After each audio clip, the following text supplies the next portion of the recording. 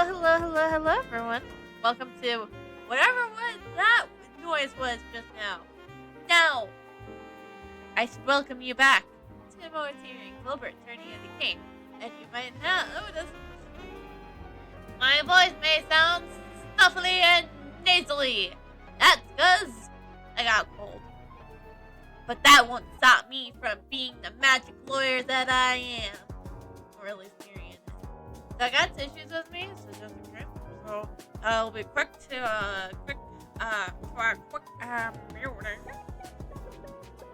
if I need to, like, blow my nose. Stay for, like, right now.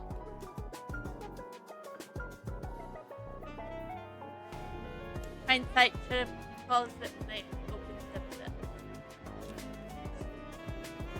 the So, so, like, right now.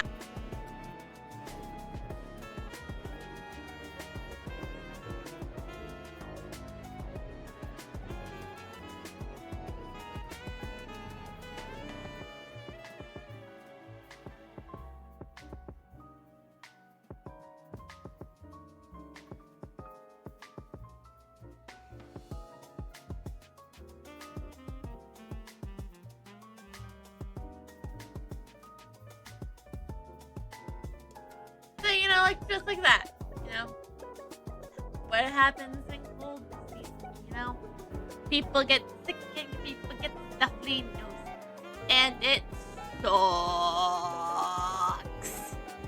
But we're not here to do that. We're here to be magic lawyer and play more Tyrion over Tourney of the Arcane.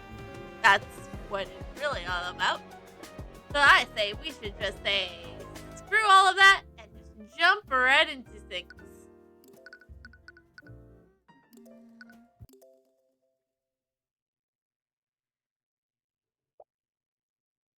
Tyrion? Tyrion! What? Celeste? Tyrion, I'm so sorry. I should have listened to you. I should have never left you alone with him. Hey, it's okay. Tears are streaming down her eyes. She was clearly worried about you. You try your best to comfort her as you look around the room. What happened? How long were you knocked out? As you look around the room, you see several other people with you. We're accused of murder, aren't we? Commander White is leading a group of knights. They all have their weapons drawn and pointed at someone. It's Prosecutor Steelwind? Commander, I understand your position, but there has to be another explanation. Look, Your Majesty, I get where you're coming from. But from when the witnesses have told us, it has to be a case of mage blight. Celeste, get your weapons drawn. Celeste! Okay. Look around the room and see a pool of blood at the end of the table. End of one of the tables. Celeste, where's Pierce? Tyrion? I don't know how to tell you this, kid, but Pierce is dead. Thank fucking God! You're supposed to be executed in a month anyway, so what difference does it make to us? What? We're honestly surprised that you're okay. But who? You look at the knights who all have their weapons pointed at the prosecutor. Wait a minute. You think Steelwind did this? It wasn't just Lord Pierce, Mr. Cole, first. We also found the bodies of Lord Sentence Sanctus and Lady Syllabus. Not to mention a bunch of Kingsguard have gone comatose. Comatose? I don't want to believe it, but several people saw Steelwind acting off at the scenes of each of the murders. We also found her unconscious here. Wait! Here? She wasn't here. And Pierce's body was lying next to her. No. Hello, Dave! Heyo! It wasn't her. I saw Beatrice before I passed out. She was the one who knocked us out. Beatrice. What the hell is going on? Commander White, you need to put me in a holding cell. No problem, no problem. that does remind me that I have to switch all my links to my 2025 link. Because my current links go out to nothing! Because they're all from last year. That reminds me. Which means I'll get to in like 2 weeks. Because I'm very forgetful of things. I needs to be one with an anti-magic field. What? I'm a danger to everyone here. We need to go now. Yes, indeed, indeed. What are you talking about? Now is not the time. Do it, Commander. Right. Watch as the Inquisition arrest Steelman and escort her out of the room. Damn it, what happened? I know you have many questions, Mr. Cuthbert, but we should make sure that you're okay. That's just fine. Just woke up next and like 3 people are dead. You know, no biggie, no biggie. Just gotta go put on my lawyer pants. Yeah, there's a necromancer. There's a necromancer in the nave. They have a point. You have no idea what happened, and you have no idea what happened while you were asleep. You followed their suggestion, but not before making a note of the current time. It's 3:12 p.m. Why does that sound significant? No, seriously.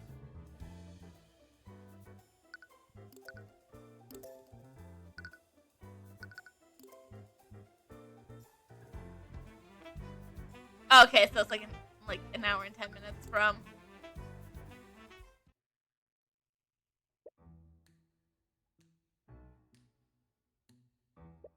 Nothing seems to be out of the ordinary. Except... What? What's wrong with him? If you just let me finish. Plus, let the people do their job. There appears to be a trace of necromancy on you, Mr. Cuthbert. Necromancy? Wallace, what did you do to me? Well, oh, wait, no, Wallace isn't even here. It's probably nothing. Did your assistant cast any spells on you? Celeste, do you even know any necromancy spells? Oh, right. I used healing magic on him when I found him unconscious. Ah, I expected as much, but it never hurts to make sure. Anyways, nothing seems out of the ordinary. You're quite healthy. You should be fine to go about your business. Please speak with me again if you experience anything out of the ordinary. Thank you.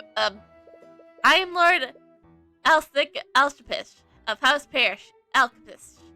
Thank you for taking Wallace in! We love Wallace. He's a precious little bean.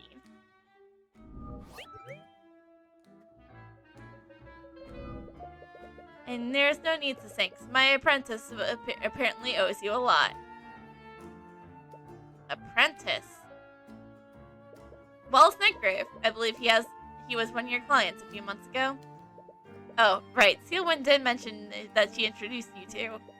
Speaking of Steelwind, I really need to find it hard to believe that she did this. Mr. Cuthbert, Mageblight isn't exactly a bargain in condition. When it takes a hold of a mage, it doesn't matter what kind of person they are. Violent behavior is almost always a result of Tyrion it puts in them. It's unfortunate, but mages has to be held responsible in cases like this. Unless someone is framing her. Tyrion, I fought her. What? Do you remember back when we heard that weird noise? I went outside to see what's going on. I saw her outside, and the guards were all unconscious. I tried to ask her what was going on, but she didn't say anything. She just attacked me. What was her emotional state like? Oh, well, she was pretty cold and emotionless. Illusion magic! It's almost like she was sleepwalking. That's actually pretty strange. What do you mean? When somebody is affected by Mageblight, they enter a stage of extreme cyclopic exodus that raise the affected mage's paranoia to ridiculous levels. That's why these cases almost end up with violence. If she was affected by Mageblight, she wouldn't have looked anywhere as near as calm as you're describing. You might be onto something, Mr. Cuthbert. If what you're saying is true, there has to be more to this. You're planning to defend her, aren't you? At very least, we need to find out what actually happened. I feel like there's more to this than we're seeing. But you saw her, right? One was the anti-magic field. What? I'm a danger to everyone here. We need to go now. She wanted them to arrest her. Right. As if she thought she was in danger to others. Regardless of what really happened, she clearly believes that she was responsible for this. There's no way that she'd do something like this. Something else is happening here, and you will get to the bottom of this. You're not sure where each murder occurred, but the Inquisition should be able to tell you more about that. You know, first we just have to go to the holding cells and plead with Steelwind to let us take her case. You also need to speak with Steelwind, you know, so she'll let us take her case. If she really was affected by Mageblight, she should be able to remember what may have caused it. But anyways, the prayer room is the room you're most familiar with. You'll probably want to start there.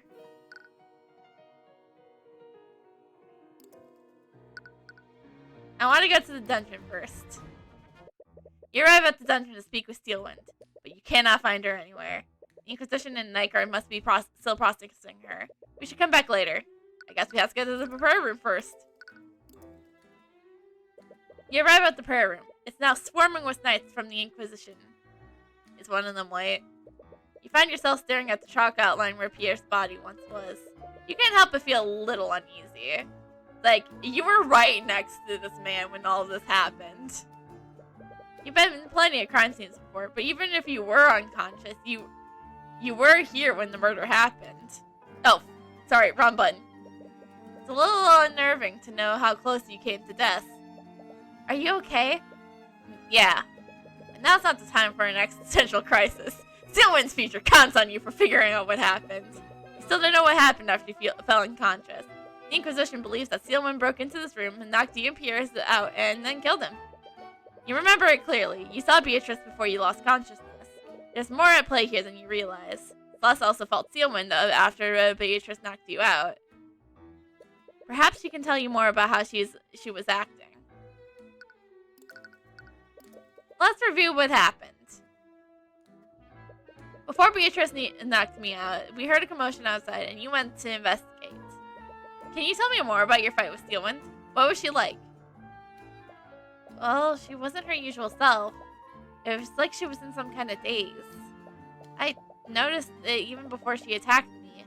Something was wrong with her. Oh yeah, and she didn't even respond to me when I tried to talk to her. Definitely some illusion magic going on there. It's like she didn't even recognize me. But from what Lord Aphra said, she would be acting more erratically if she was affected by Mageblight. It's possible that you fought someone disguised as her. I guess that's possible. But whoever they are, their magic was still extremely powerful. And several members of the Four Pillars families were assembled here. It could have been one of them. We should speak with Commander White when we get the chance. The Grand Cathedral was closed for the public for whatever was happening here. They probably had a list of everyone who was present when the murders happened. This means whoever did this was one of the nobles that was here today. Beatrice can cast invisibility, so I doubt she'd let you see her. But did you see her anywhere when you were fighting Steelwind? Celeste? Sorry, I don't know. I was too focused on staying alive. I've actually been meaning to ask you about that. Aren't you really strong? I've never seen you even break a sweat in a fight before. Well, she was really tough. It was terrifying, honestly. It was mainly her magic. I never fought someone with spells that powerful before. She didn't hurt you, did she? No, but it got pretty close. I think she realized that she couldn't beat me, so she just ran past me into the prayer room. So her real target was Pierce. But why? Did you see the moment she murdered Pierce? No. When I arrived at the prayer room, I saw you and Steelwind unconscious on the ground. And Pierce was already dead?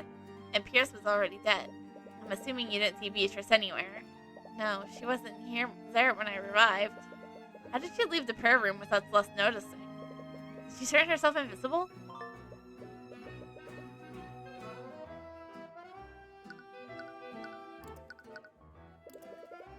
We showed up the prayer room for the meeting at 1:50 p.m.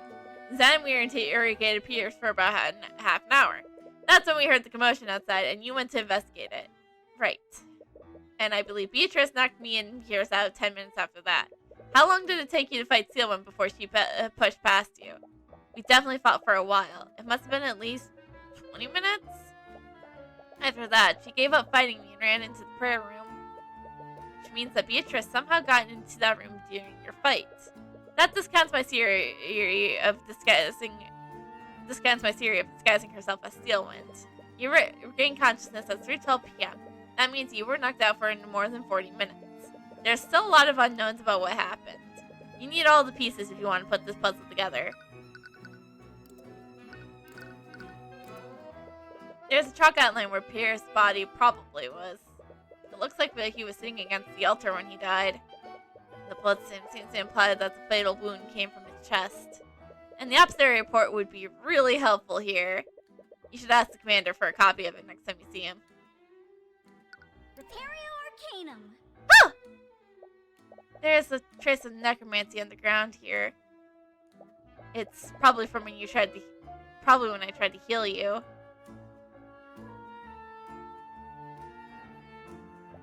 Oh! There's a trace of transmutation here! It's all over the area of the body. Interesting. Did the murderer wound him using a transmutation spell? There's a trace of concentration magic all over the room. That must have been left by Beatrice's sleep spell. Anyways, it looks like you found everything you can here. You should move and take a closer look at the other crime scenes.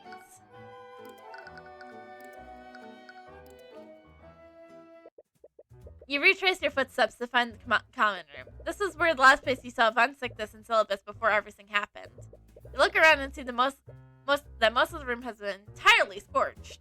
You can still smell the scent of burnt clothes and fresh flesh in the air. What happened here? Was it some kind of fire? Yeah, we sank the perp lit a fire using magic. As you enter the room, Commander White approaches you. Thank you. I have some questions. Can we have the observatory report? He seems to be accompanied by the typical legion of knights. Commander White. Hey, kid. You investigating what happened too? Something like that. We just want to figure out what really happened. You and me both. Nothing about this case making any damn sense. That's because we're dealing with something bigger than... I think we're dealing with something even bigger. I'll be honest, I could really use your help in trying to figure this out. Well then, can you talk to Arya and let's see if she'll let us defend her? Honestly, you're not sure who you can trust at this point. The commander is leading the investigation, and he's bound to have information that will be useful to you. There's a chalk outline in the corner of the room. This must be where they found Von Sanctus's body. There's even bits of ashes here. It must be burnt fragments of the body.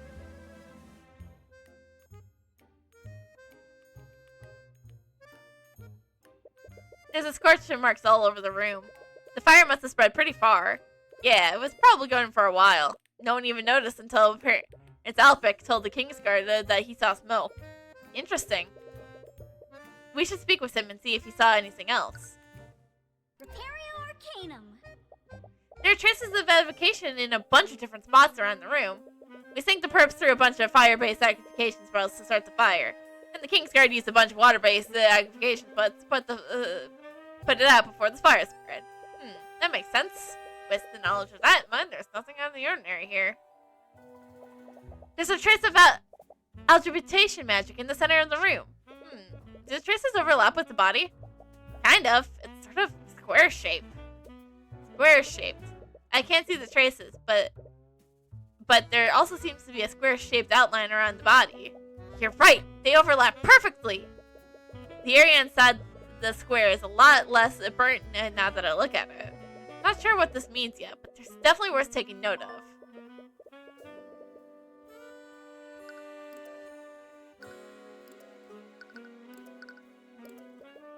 Like, this whole situation is a damn mess. So, what we're hearing is the only noble head that is alive right now is Lucille Steelwind.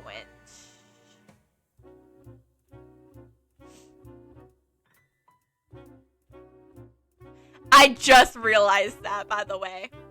Of the 4 pillars, at least. Has the Inquisition found any clues to explain what happened? We only have the basic stuff so far, and we only just received the Opstere reports. Can we have them? That's still pretty useful. Do you have copies of them? Sure, knock yourselves out. 245 prayer room, cause of death, blood loss, a shard of frozen liquid was found stabbed through his heart. Very likely that it was a murder weapon. The wound also shows heavy traces of transmutation magic, and the trace of contamination was found throughout the room. Died at 12:18, caused of death with suffocation. Her body was found floating nearby the outside of the Grand Cathedral. Transmutation, evocation, and necromancy were found on the body. Died 2:05 p.m. Cause of death was suffocation. The fire in the common room burnt the body too much to discern any specific wound that he might have suffered. However, a small trace of evocation magic and a burn mark were found on the victim's left shoulder. This implies the body was hit by a fire-based evocation spell. Traces of evocation were found on and around the body. I don't know why I decided to read that. Wait, Pierce was killed with a frozen blade? Isn't that similar how he killed Flintheart? Sorry, Celeste. Sorry, I didn't mean to. No, it's okay. It's so strange, though. Why would the murderer kill Pierce using such a convoluted method? If Steelwind was really affected by Mage Blight, she wouldn't have done something like that.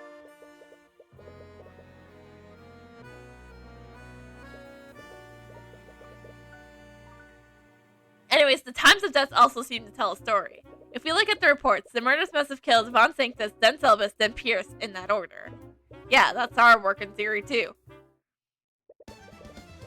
If we look at this map, we can see the prayer room, the common room, and where the prayer room and the common room are. Lady Celibus was found on the lake west of here, but since the Grand Cathedral was built on the cliff, there is an easy way to get there in such a short amount of time. So that raises my next question: how did Celibus' body land up in the lake?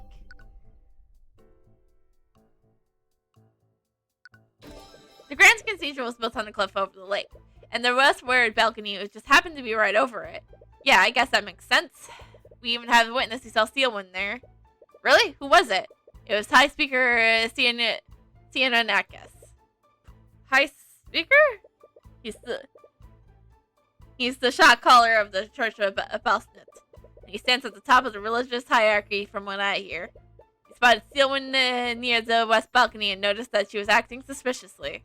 He called out to her, but she ignored him. So she knew that he saw her, but she didn't attack him. Yeah, he really looked out. But if she was having a psychedelic episode, he would have noticed that. From what you said, all she did was ignore him. You're right. This whole Mage Blade story doesn't really add up. Either way, we'll just have to talk to him directly and find out more. Putting that aside, there's something else that's strange. What is that? About the order the murders occurred in. That means murder, the common room, then the west balcony, and then finally the prayer room. But if we look at this map, the murderer's route seems a bit strange.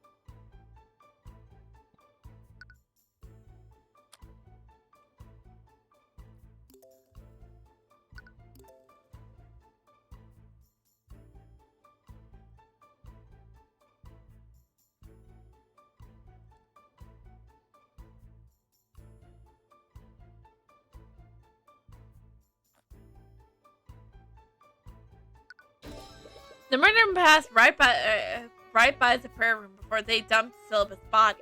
Why wouldn't they just murder Pierce on the way there? Maybe they wanted to dump Syllabus' body first. Or they were afraid of fighting me. Aren't you giving yourself a little too much credit? No, she has a point.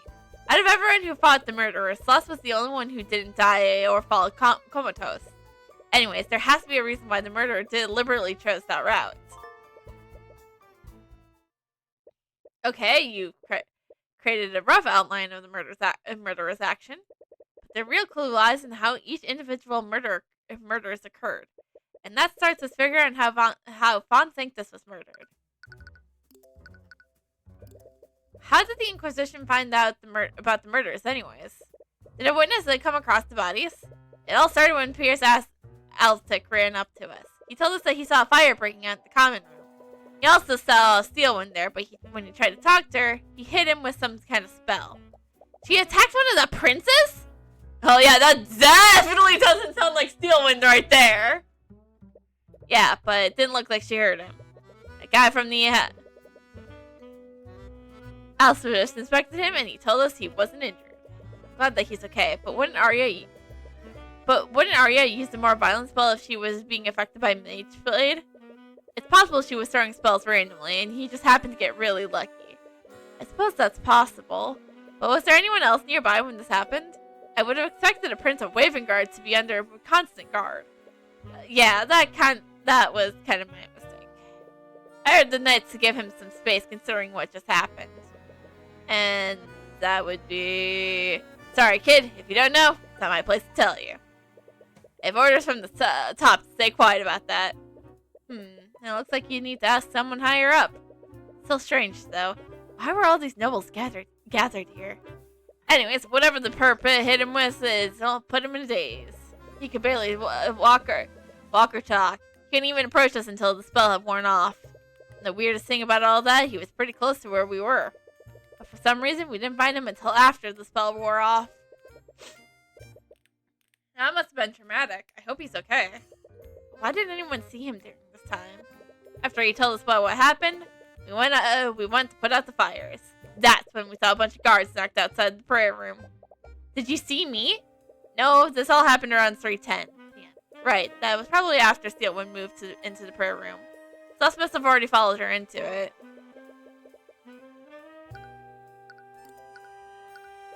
When you arrested Steelwind, I recall you mentioning that a bunch of guards were comatose.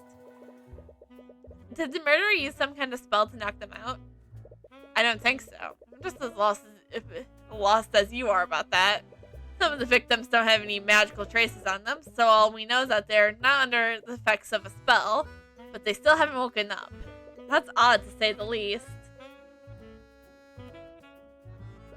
Is there any common thread between the knights who fell comatose? That might help us deduce what happened to them. Well, we found all of them in the locations where a Steelwind was spotted. That can't be a coincidence. He just admitted that they weren't being affected by any kind of spell. What's going on here?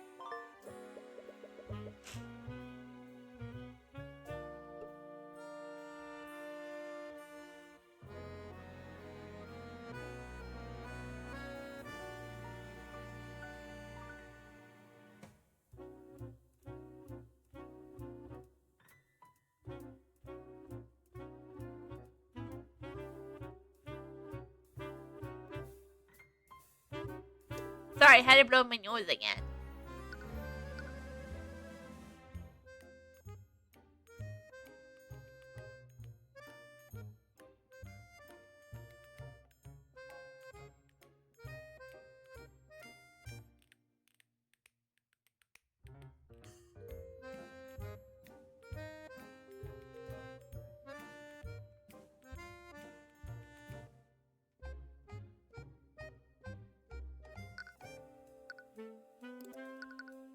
Commander White, you keep saying the perp instead of Steelwind.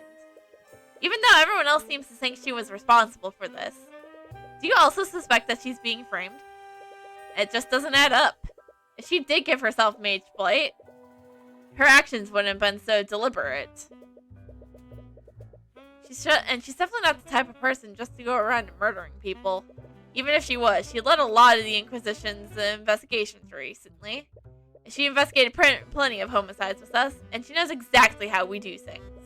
Whoever did this got the job done, but they were sloppy about it. A bunch of witnesses saw her, and she didn't even try to hide herself using magic. So either she had mage blight, or it doesn't, which doesn't match with her behavior, or she did this intentionally and wanted to get caught. Neither scenario makes any damn sense. Someone has to be framing her. It's the only reasonable explanation. Honestly, not so sure about that either. What do you mean? You saw her when we arrested her, didn't you? She wanted us to lock her up. Like she thought she was a danger to herself and others. Right. It's the same impression I got as well. If it weren't for the witnesses' statements, I'm sure she'd give herself mage blight. The strangest thing is that I've never seen her that scared before. Something really rattled her about what happened. Do you follow up on what I said about Beatrice? I know she was in the room when Pierce and I fell unconscious. She has to be involved in this somehow. Well, she's already in prison, so we're already ahead on that account. But when we asked her what happened, she said she couldn't remember anything. That's such an obvious lie. She has to be hiding something. Normally I'd agree with you, but she's not the only one with missing memories. Steelman also can't remember anything. What? Looks like you have to speak with her about that. Anyways, what about Eris and the knight who was guarding her? Did they see anything? Sorry, kid, but Iris Eliminator has been missing since everything went down. What? Do you have any idea what happened to her? Nope. I wouldn't be too worried. What? A witness to the crime is missing and possibly hurt? Look, kid, you may be a hotshot attorney, but I've been in this business a lot longer than you have. Sometimes when things happen to civilians, they get spooked and run away. I've seen it a million times. I feel like he's not making a big deal as this as he should be. He might have a point. Iris is the daughter of a crime lord, after all. She might have gone into hiding to avoid having to speak with law enforcement. We don't have the resource to look for her, but I'm sure she'll turn up eventually. She always does. You're right about that, Your Honor. Oh, wait, no. So you're right about that, Commander. Sorry, we're not in court, so I can't think. Well, I suppose we can't do anything about that now. But I still hope she's okay. Anyways, what about the knight guarding Beatrice? Surely he didn't go missing as well. That's the thing. The knight who was supposed to be watching her is one of the people who went comatose. Suspicious, huh?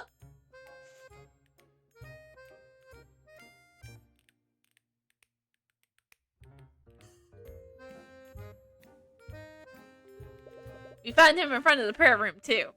Damn it! What happened to him? To make matters worse, the frigate chick knows how to cast invisibility. So if she was telling the truth, very few people would have actually seen her. Her guard was in front of the prayer room. She must have brought him in there somehow.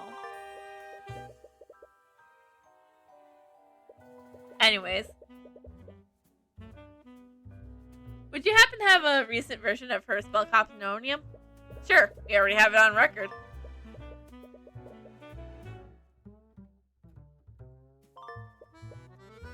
Do, do, do, do, do, do, do, do. Wow, it's like these are all spells all spells we have dealt with.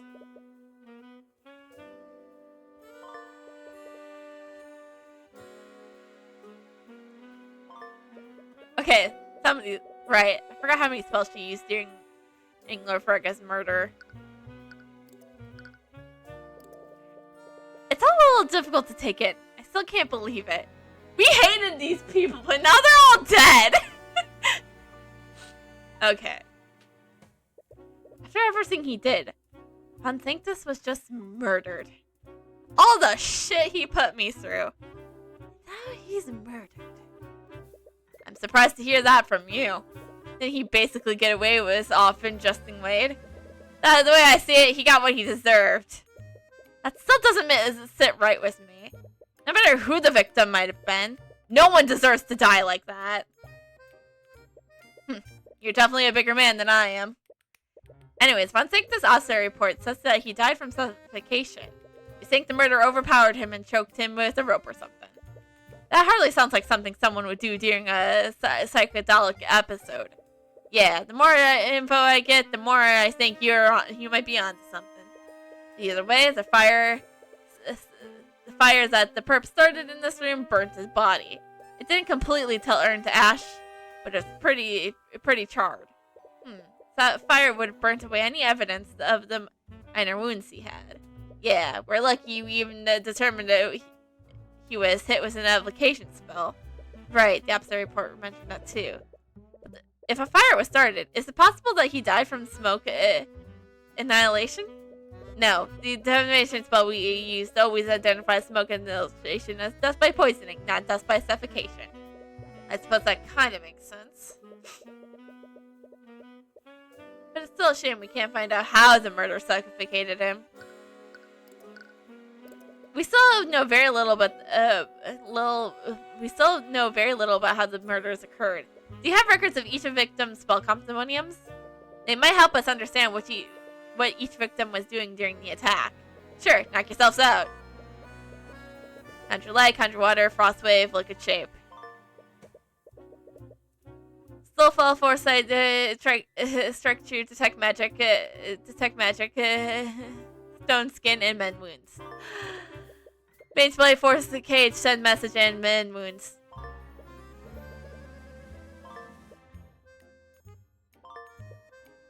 Okay, I'm not reading all these spells. Most of these spells we dealt with.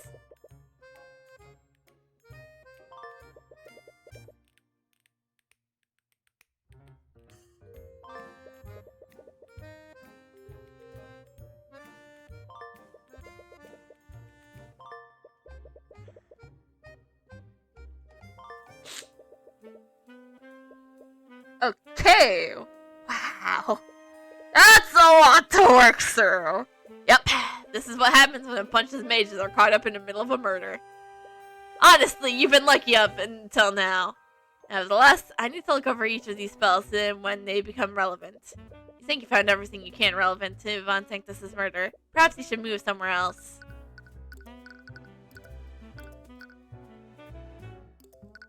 Let's get to the garden first.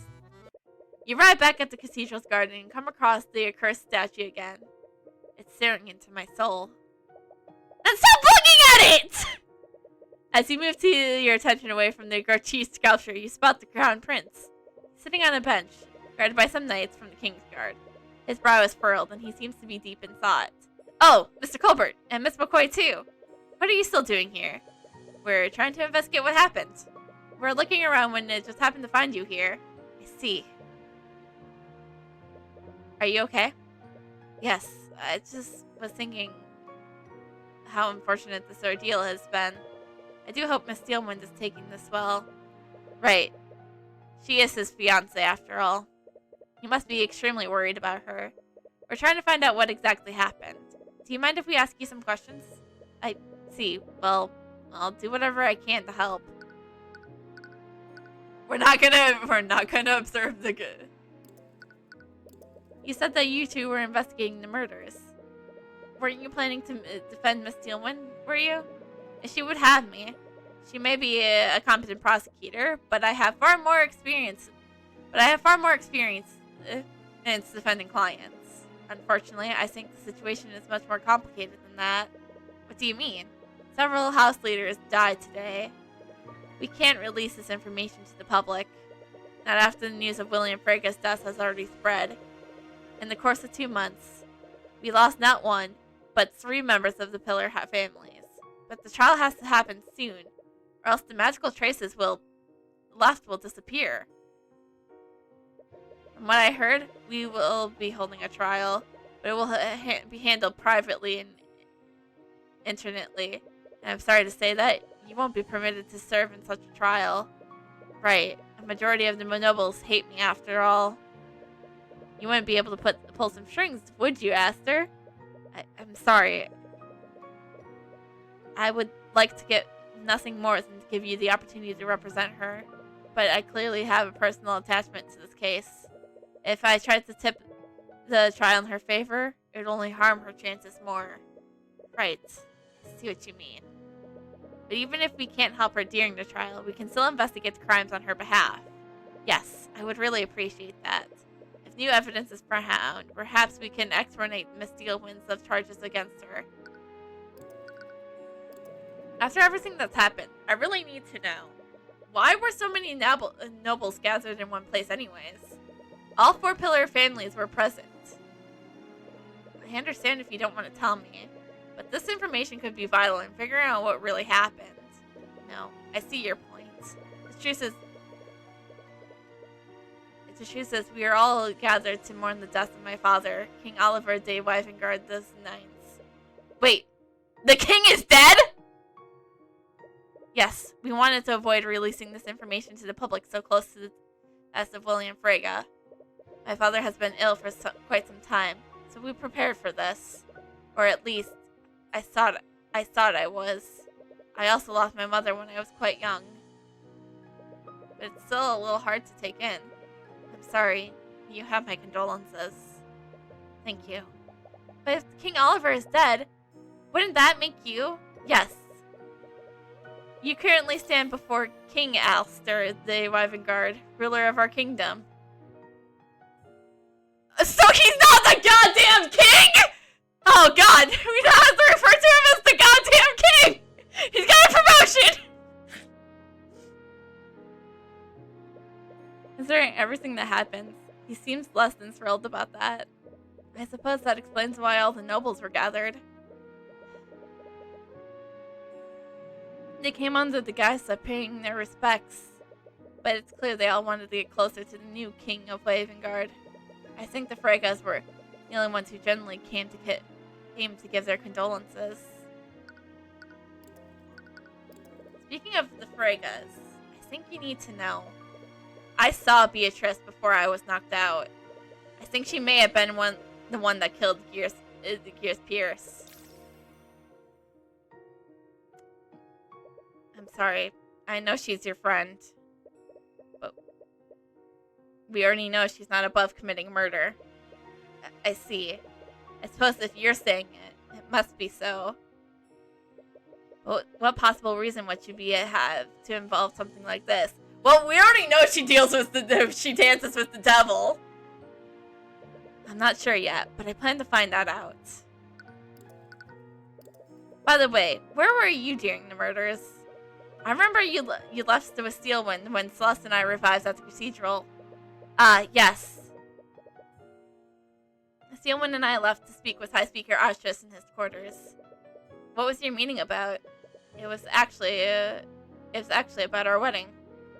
With my father's death, Lord Steelwind wanted to finally make our reunion official. Oh! I would congratulate you two, but considering the circumstances, I understand, and I appreciate your words nonetheless. Anyways, how long did this meeting last? I believe we spoke with him until 1:40 p.m. Von Sanctus died at 2:05 p.m. That means she began her rampage less than half an hour after that meeting. Was there anything off about her behavior? Now that you mention it, something about her demeanor changed.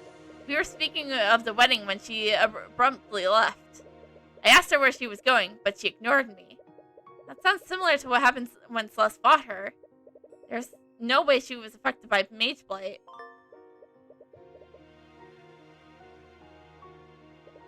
I honestly didn't think much of it at the time. I'm quite used to her giving me the cold shoulder. I'm sorry. I know this is supposed to be all sad and shit, but I still can't believe how oblivious he is to her feelings. He's the goddamn king after all! Sorry. I still can't get over the fact that just like this on Thursday, we would always be yelling at him as the goddamn prince, and now we have to call him the goddamn king. Right. It's possible that the steel wind the witnesses saw wasn't actually real.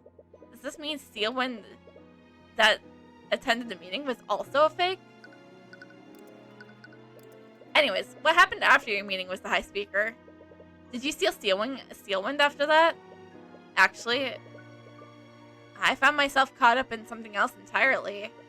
At 2 o'clock, I went to pay my respects at my father's coffin, but apparently, someone set a magical trap there.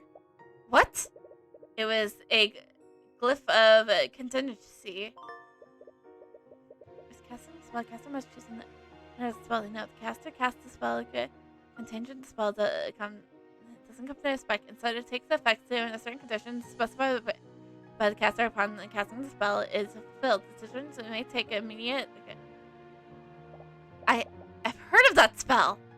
It's like a trap you can set. And you can fuse it. You fuse any spell into it, but it requires a second concentration spell to set that trap. Which spell was it? It was the forced cage, targeting me. Was the murderer trying to attack Aster too? I don't think so. They would have used a more lethal spell if they wanted to. Wait, we have forced cage.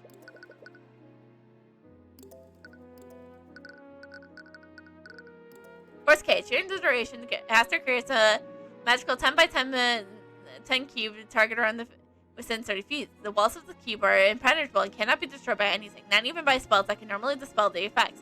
Furthermore, any attempts to magically teleport into or out of the cube will fail. If there is more than one creature in the target space, they will be pushed away from the center of the cube.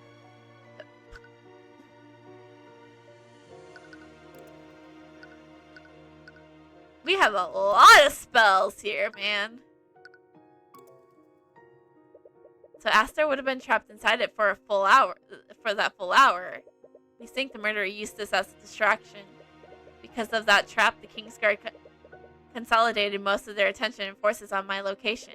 As a result, there were fewer people guarding Mantictus, the Syllabus, and Pierce.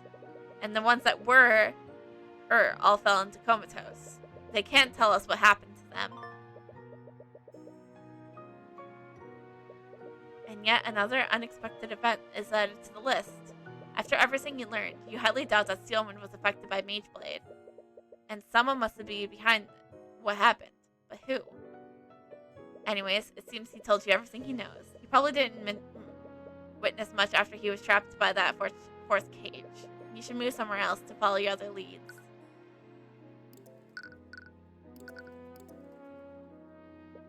You arrive at the west-facing balcony of the cathedral. Supposedly, this is where the murderer that threw Celestial's body into the lake. Oh, hello there. As you expect the area, you catch the attention of an old man nearby. From his garb, he seems to be the one who works at the cathedral. I don't believe we met before. What are you doing here? Sorry for the intrusion. I'm Tyrion Culbers, and this is my bodyguard, Celeste McCoy. We're investigating the murders on behalf of Prosecutor Steelwind. Tyrion Culbert, I have heard as you.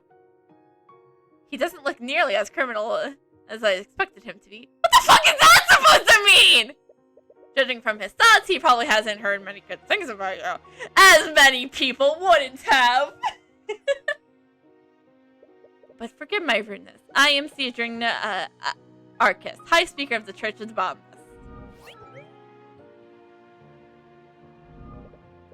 So you're the one who saw Steelwind here during the murders. Do you mind if we ask you some questions? He scans you wearily. I suppose there would be no harm in that. We heard you saw the prosecutor acting strangely here. Could you tell us more about what you saw? Did it look like she was having a psychedelic episode? I wouldn't go that far, but she was certainly acting strangely. How did you come across her? Well, I was on my way to the prayer room. I always recite prayers from the Teutonic text around that time. Wait, he was heading to the prayer room? When I saw her, I first thought she was enjoying the view of the lake. I was about to greet her, but when I approached her, I saw that she was throwing something off the ledge of the balcony. You must have seen her dumping Syllabus's body. You're probably correct. I came to the same conclusion after I found that poor woman's body below us. Although, what is it? I only saw it for a second, but perhaps I'm wrong. But Lady Syllabus was wearing much brighter colors this morning.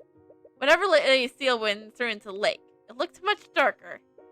What does that mean? I'm sorry, I cannot really explain it. Perhaps I was just seeing things. My eyes aren't as good as they used to be after all. It had just been a trick of the light.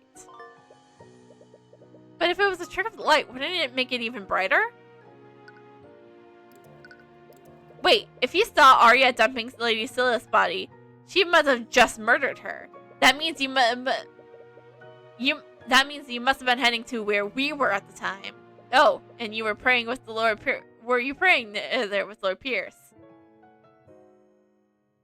Yeah! We were praying in the prayer room! Yep! Mm-hmm. Yep. Mm-hmm. Uh-huh. Uh-huh. We were doing what the room intended.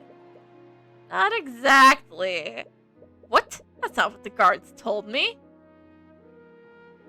I think the guards just wanted you not to hate me. The guards? Do you mean the ones who was standing a watch outside the prayer room? Yes! They told me that Pierce was praying with some acquaintances of his. They said the same thing about Lady Steelwind, to Lady Steelwind as well. Wait! Steelwind was there too? Yes, she appears to be waiting for something. But anyways, I didn't want to disturb them, so I went back to my quarters to pray there. The High Speaker didn't see her fighting Celeste. She must have started her attack after he left. But why would she be bothered? Why would she bother waiting? Either way, we can't exactly question those guards. Yeah. They're still comatose after the attack.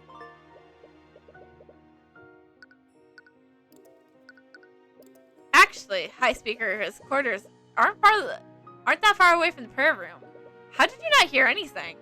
Ah, that must have been because of the magical wards in my room. Magical wards? Are they for security reasons? Not exactly. I actually suffer from chronic amnesia. Even the smallest sound will wake me up at night. Years ago, I had some mages enchant the walls so a sound couldn't travel through them. I can't hear anything outside that room once I shut my door. That does sound awfully convenient. You doubted that he'd lie about he'd lie about something you could easily verify. Either way, you should go take a minute of this.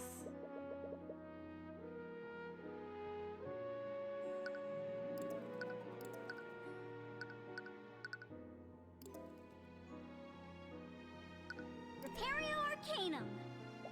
There are traces of transmutation on the pieces of debris. That would imply that spells specifically targeted or created whatever came from this. But I doubt someone created these bits of gravel. It must have been broken off with something else.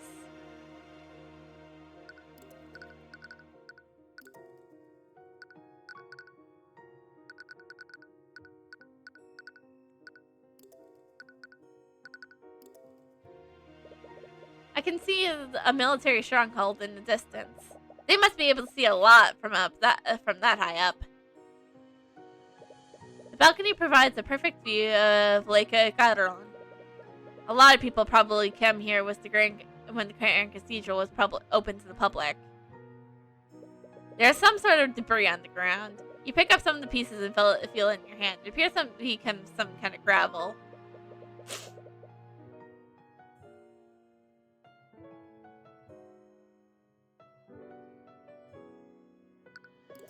You believe that you found everything you can here. Perhaps you should move somewhere else.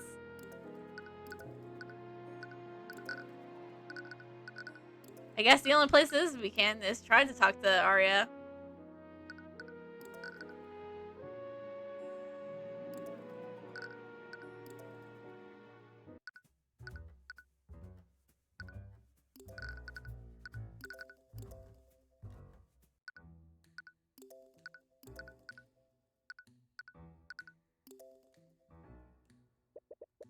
There's 3 stained glass windows. They look quite nice.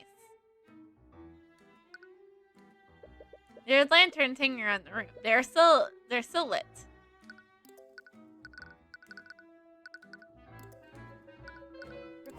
Arcanum.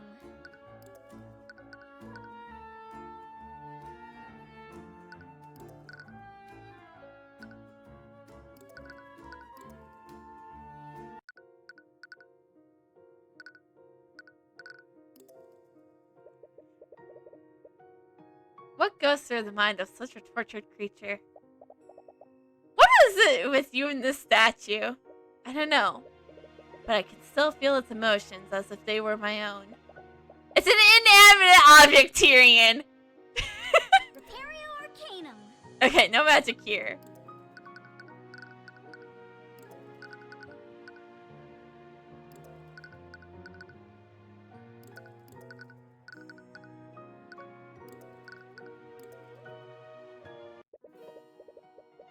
She attacked a member of the royal family and killed several nobles!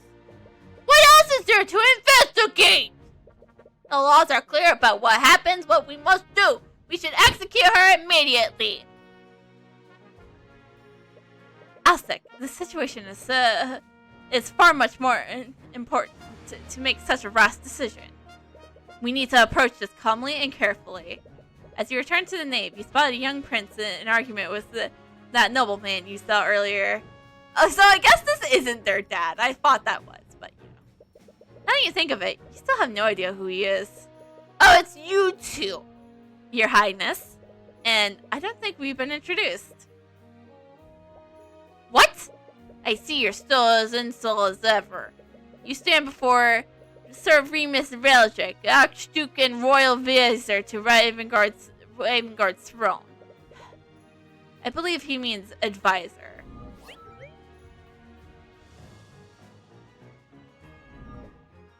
Archduke? You didn't even know the Kingdom of Ravengard had a title like that. Why have you ever heard of him before? Why are you two still here anyways? I thought the cathedral was closed for investigation. We're investigating what happened on behalf of Prosecutor Steelwind. I see. Anyways, I have much to attend to. I'll be taking my leave. You sense a little tinge of anxiety. Is he avoiding you?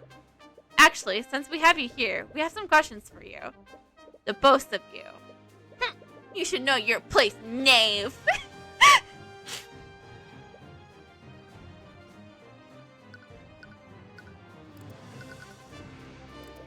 Your Grace, where were you when the murders took place?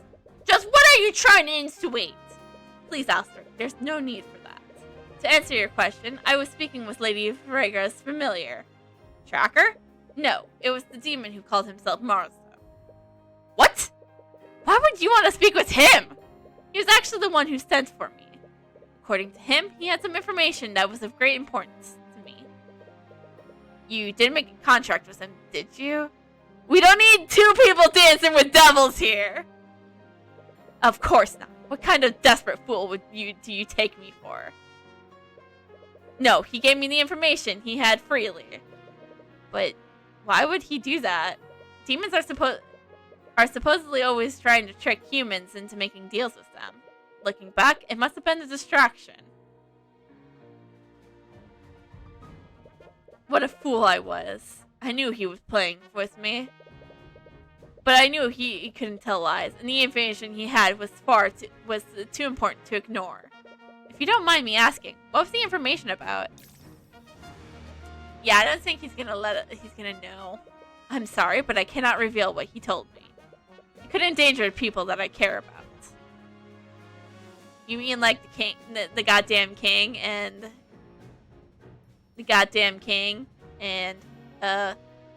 But rest assured, I doubt it has anything to do with the massacre.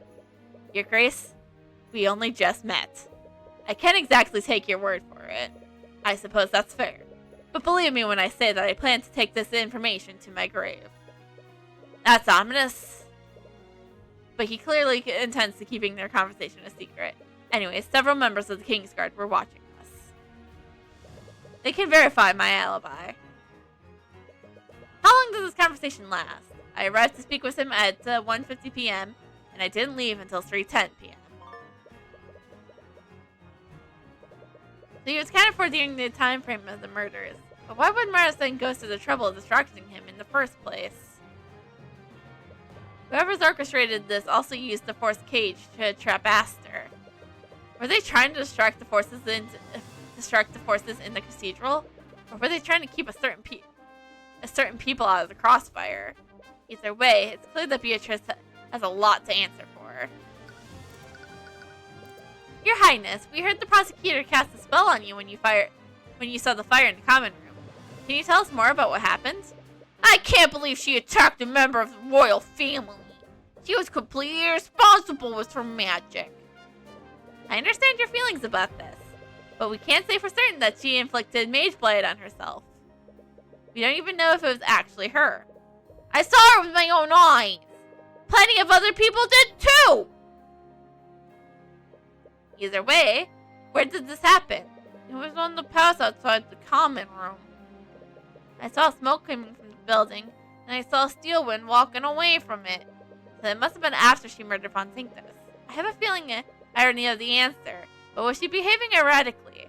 No, she was very deliberate. She very deliberately casted a spell on me, which again implies that Mage Blight wasn't behind this. Do you know which spell she cast on you? I'm not sure. I've never been affected by a spell like that before. From the magical traces on him, we know that it was a transmutation spell. Transmutation spells manipulate and change physical matters. It's scary to think about what it might do to a human body. Are you sure he's okay?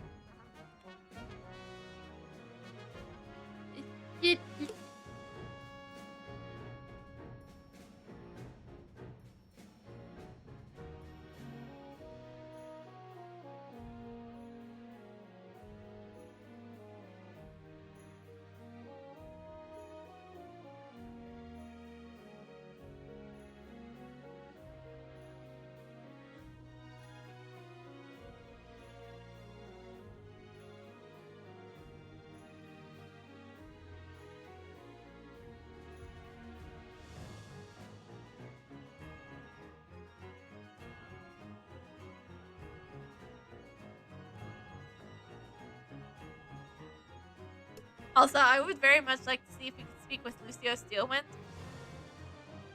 Lord Asterisk inspected him. He doesn't appear to have any lasting injuries. We're hoping the spell's effects were only temporary. Can you describe what you felt after you were affected by it? That might help us identify which spell it was. Well, I was extremely dazed and my ears were ringing. My vision was also partially blurred, and if it wasn't, and my mind was in some sort of fog. Whenever I tried to speak, I couldn't even form words with my mouth. I could only make grunting sounds. Couldn't even walk either, so I had to crawl on the floor. I'm sorry you had to go through that. It must have been traumatic. What kind of transmutation spell would do that to him? It has to be something to affect the senses.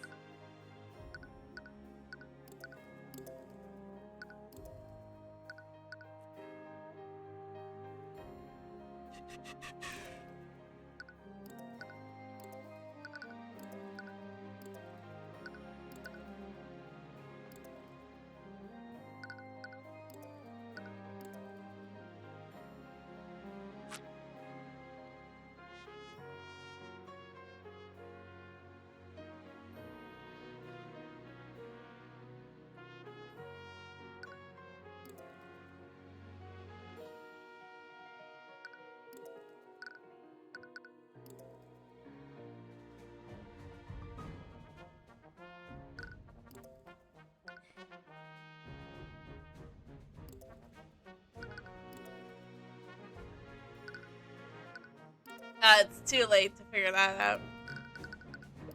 You already told us that she wasn't acting erratically, but was there anything off about her demeanor? I only saw her for a moment, but she was definitely different than usual. She was completely emotionless. Yeah, that's exactly how she was when I fought her too. It's like she was in an arcane construct. Her movements were almost robotic. Wait. Are there any arcane constructs on the cathedral grounds? No, not for lack of trying on Lord Van Sanctus' part. The High Speaker and I have specifically forbidden the staff here from using them. It'd be really convenient if all of this was done by a construct. Although you are very tired of seeing them in your cases. Anyways, was anyone else on the ground when Steelwind cast that transmutation spell on you? No, she moved away quickly after she incapacitated me. Even if someone was around, I don't think I could have seen them anyways.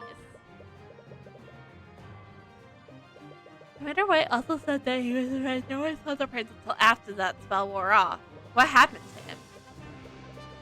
That covers Oscar's account for what happened, and we even got the Archduke's statements too. But there's still one last person we need to speak to. Arya. She and Beatrice supposedly have no memory of what happened. If there's only Beatrice saying that, I'd probably doubt it. But if Steelwind also doesn't have any memories, it becomes a lot more credible. She definitely is the missing piece that we need to put this together. Are you going to the dungeon to speak with her? I am. Wonderful. I'll be accompanying you. What? As the royal advisor, I have vested interest in the investigation. While I trust Lucia to leave no stone unturned, I heard you have quite the talent for seeing what the crown cannot. Thank you, Your Grace? Well, it's not as if you have the authority to stop him, but you still don't know him well. You need to be wary of what you say in front of him.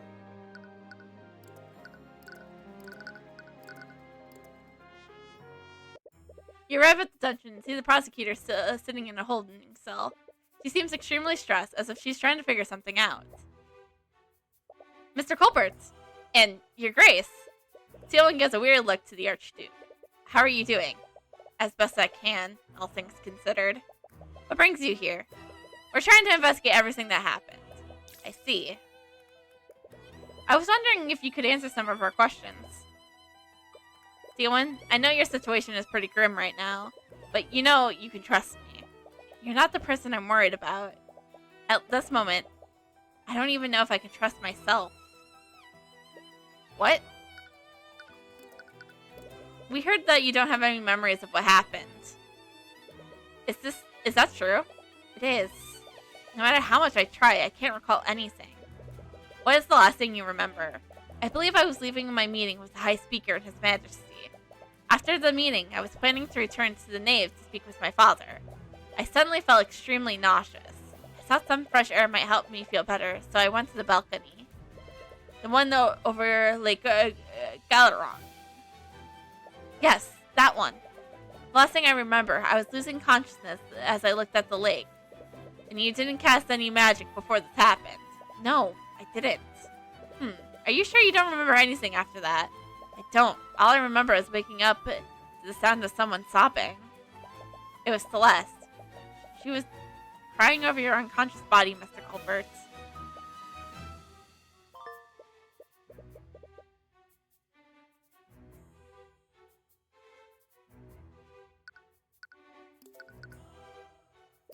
I feel like we were completely we've completely ruled out Mage Blade.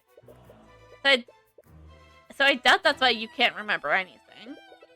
Are there any spells that can specifically modify or destroy people's memories? It would certainly explain a lot of this. No, arcane spells can only affect the physical world. But throughout history, mages have attempted to develop spells that can affect the mind. There's no records of history of any of them succeeding. But you're assuming that the arcane spells are the only type of magic that exists. What? I think you observed it already. There are magical creatures in this world that do not use arcane magic. Isn't that right, Mr. Cuthbert? Does he know? What? He knows! He knows about our heavens-bornness! Does he know about the Eye of Horus? I'm not sure what you're trying to imply.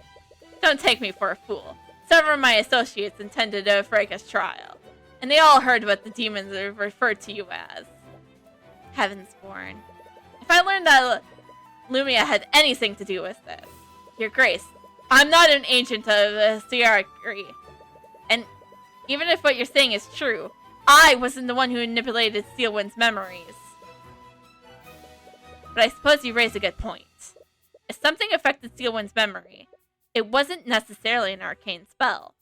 In fact, it couldn't have been an arcane spell, but it was definitely something else. You're probably right, which proves that I am responsible for the murders. What? You just said that you didn't have any memory of what happened. Why are you so convinced that you're responsible for this? I told the Inquisition already, but I saw Beatrice before I passed her out. She's clearly involved in this somehow. There's more to this than you realize, Mr. Cuthbert. For the past few months, the Inquisition and I have been investigating a string of seemingly unrelated murders. During each of those cases, we were able to apprehend the perpetrator without issue. But there was always something off about them during questioning. The murders are always abnormal and gruesome and passionate, and each of the perpetrators said the same thing. They all said that they had no choice. No choice. Cases like this have been occurring all throughout Ravengard, and very little connects the perpetrators to each other. All except one thing. Each of them acted as if someone had controlled them against their will. They were probably just desperate. Most murders try to make excuses after they're caught. They could even just be in complete denial. Orem says the same thing, but these cases are far too similar for me to ignore. I wonder if they're all telling the truth. Perhaps each of these murders was committed by an unknown party. I didn't have any concrete evidence, but I knew I was getting closer to something.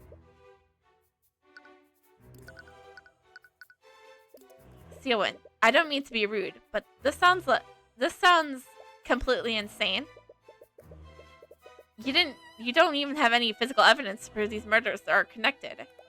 There is one piece of evidence, but it's hardly concrete. But it does tie each of these cases together. She takes out a small parchment from her pocket and shows it to you. It's a purple symbol. Several of the people we arrested had this symbol on it. None of them could remember where it came from, or what even it was.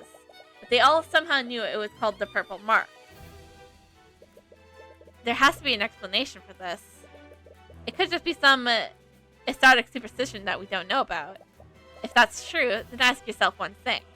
Where did I get this parchment from? You don't mean I found it in my pocket after I was properly confined. Whoever I've been chasing must have left it there to taunt me. For all I know, they could have controlled my body and forced me to draw the symbol myself. Either way, all this proves the massacre at the cathedral is related to it.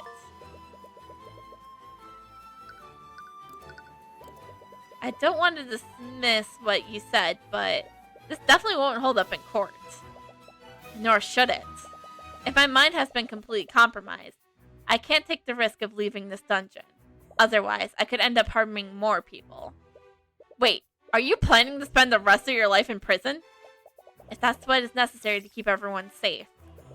But what about Aster? Weren't you supposed to be married soon? He's the king now, and you can't rule Ravengard alongside him from a holding cell? You're correct. But he's always been a remarkable person. You should have no problem finding another seamstress. You feel overwhelmed sadness emanating from her as she says that. Of course, because she absolutely loves him. Despite what Aster might say. Arya. No. What? You're not going to sacrifice everything for someone else's actions. Mr. Cuthbert, I'm not going to risk more lives. If I were to hurt His Majesty, I would never be able to forgive myself. Please don't ask that of me. Tiamling is going to throw everything she cares about for the greater good. Even if she was the one who did all of this, she's not the one who's responsible. You can't let her resign herself to a fate like this. So all we can do is... Siowyn, are you seriously just going to throw your life away?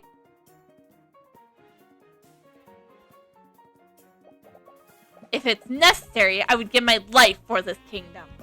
If someone controlled my actions today, they can and will do so again. As long as that possibility exists, I can't trust myself.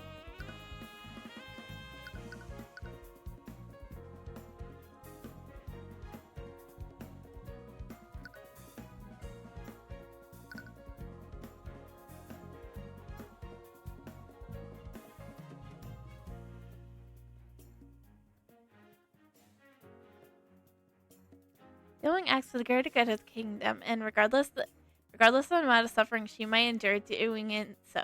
She's deeply in love with Aster and will do anything to protect him. However, she is still a rational person and will accept logical arguments. That's not the issue here. If someone else is responsible for it. So out there.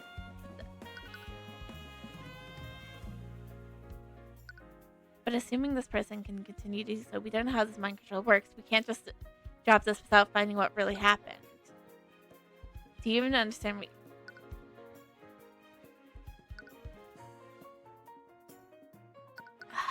Do I deflect or doubt?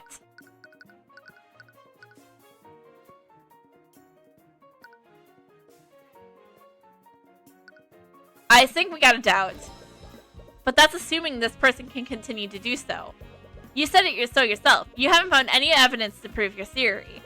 We don't know how this mind control works, and we don't have enough information. We can't just drop this without finding out what really happened. I suppose you're right. But I doubt there was any goal to this. I've been investigating these murders for months, and I've never been able to find any personal clues as to who the perpetrator is. There's no way to connect them to this. Whoever did this was a sadistic individual who wanted to cause as much suffering as possible.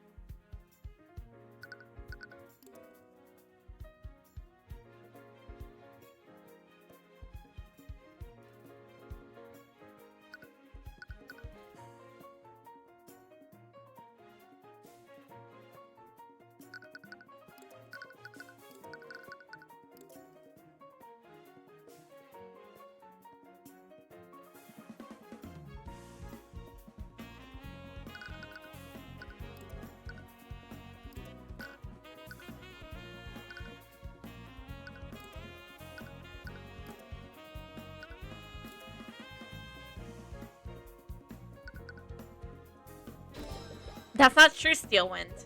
Whoever did this may have a very specific targets in mind. Both Prince Aztec and the High Speaker saw you when the murders were being committed. Not to mention, they set a trap for Aster. What? Let's assume that someone was controlling you. They wouldn't have left Aster, the Archist, or Aster alive if they were trying to kill as many people as possible. I suppose you have a point there. But even so, that hardly narrows things down. If someone was controlling me, they wouldn't need to enter the cathedral to use me. Perhaps you're right, and the perpetrator only wanted to murder the 3 victims. There's plenty of people who might have wanted to see those 3 dead.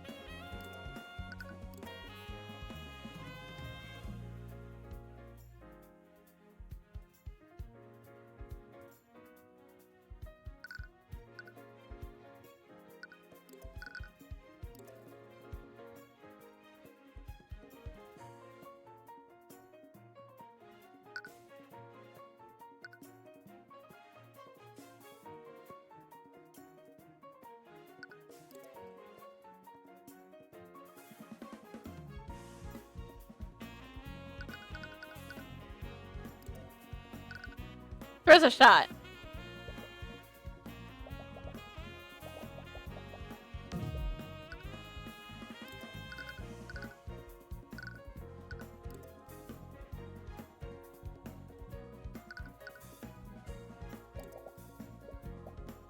I figured.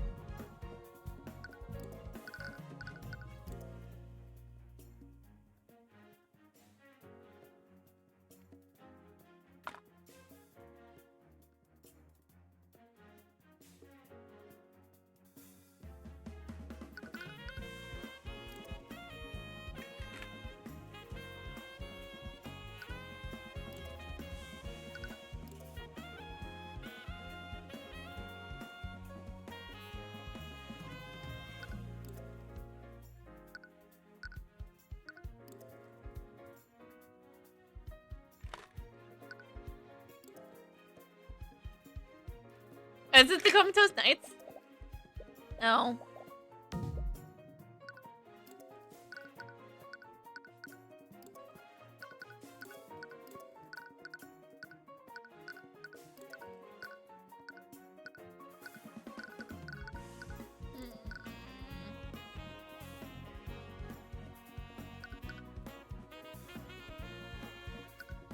I'm generally confused now.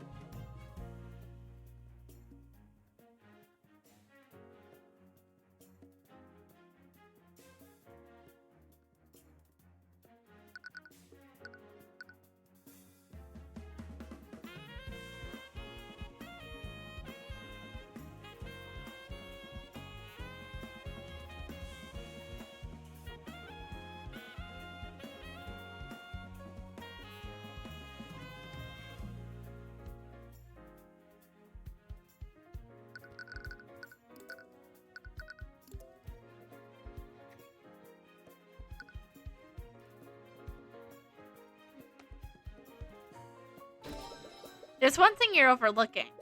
Before the murder started, someone trapped Aster within a forced cage using a glimpse of contingency. But they didn't harm him. It was probably just a distraction. Even so, this gives us two very important clues. The first is that whoever did this is capable of casting those two spells. This means that the perpetrator was a mage. That's true. But the second clue is the most important one. Whoever set that trap for Aster, they did so within a 24 hours of it triggering. This means the perpetrator must have been someone who attended the funeral. So it was one of them. That narrows down our list of suspects significantly. There's a chance that we can identify who did this. And if they really did control your actions, we can find a way to prevent them from doing so again. Steelwind, you need to fight this. I can't. What? Why not? If we pursue an individual like this, they might retaliate even more than they already have. They want to remove me from my position. How will they react if I try to resist? They might hear even more people to send a message. It's far too dangerous. We can't back down in the face of injustice. We'll let the perpetrator get away with this. We're letting them know how their actions will go unanswered.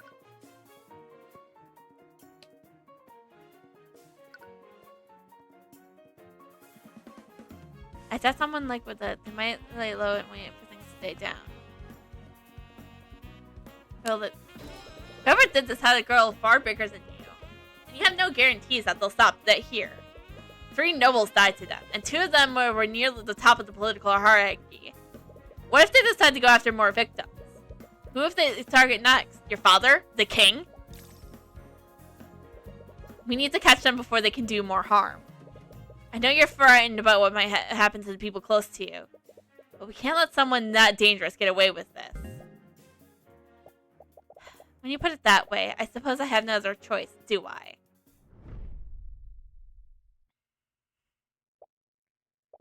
I never realized it before, Mr. Cuthbert. What? You really have a bad habit of putting your nose into other people's business, don't you? It's what I do as a defense attorney. Part of my job, ain't it? I don't know why I'm going all Brooklyn here right now, eh? Yeah, I suppose I do. But you're right. We can't let this go. I'll find a way to dispute this. Somehow. Thank you, Mr. Cuthbert. I think we've known each other for long enough. You don't need to be so formal. You successfully argued against Arya Steelwind. Perhaps I misjudged you. I know I agreed to fight this, but what is it? You're the most qualified attorney in the nobility. You'd definitely be able to make a case for yourself. As you probably know, House Silbus controls the legislative and judicial branches of our kingdom. And they nominated my father as the prosecutor for my trial. What? No one believes my theory of mind control. Everyone believes that I overspent my magic and gave myself mage blades. As a result, they blame House Steelwind for Caroline Silbus' death. Now, the only way for him to redeem the House Steelwind is convict me and sentence me to death. But he's your father! There's no way he would. This isn't the first time something like this has happened. When I was a child, my mother accidentally overused her magic and induced her mage blackness in herself. In her resulting celibatic episode, she massacred an entire village of commoners. No. House Steelwind almost lost everything after that. To redeem himself, my father personally oversaw my mother's trial and her execution. My father values his duties to Avangard over everything else. Nothing matters more to him than that. Not even his family. I want to have confidence in myself, but I don't know if I can face him like this. Miss, please, let me. Mr. Cuthbert, what is your stake in all of this? Well, I got nothing left to lose, dude. I already lost my mentor. Got nothing else to lose, right? What? You hate the nobility, don't you? So why are you so intent on helping Miss Steelwind? Well, she's kind of like the only noble I kind of like. Also, I kind of like goddamn Prince, you know? Because she's innocent. I know she is. She wouldn't never be irresponsible enough to give herself mage blades. Mr. Cuthbert. It doesn't matter if she's a noble or a commoner. She's being oppressed by the system, and she deserves a fair trial. Well said. What? I, Remus Valgigal, hereby grant you privilege to serve as Miss Steelwind's consul. Wait, really? I will be acting as the judge and arbiter of Miss Steelwind's trial. It is within my right to gain such permission. Thank you! But why would you? Do you think I made a mistake? No, of course not. I'll serve as Steelwind's attorney. If you'll have me. Of course. There's no one else I would trust more with this. And please, you've done a lot for me already. You don't have to be so formal. Please call me by my first name. Sus has already taken into doing that. But since you will be defending me, you'll probably need this. Thank you, Arya. That is very well. Thank you.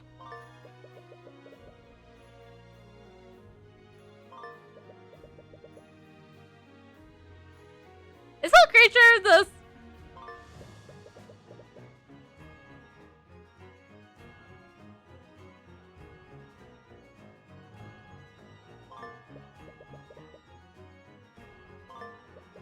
God damn, you have a lot of magic! Then it's settled. We'll hold the trial at my home, in the city of Landon. Landon? I've never heard of that place. Speak with Lucio. He knows the location well.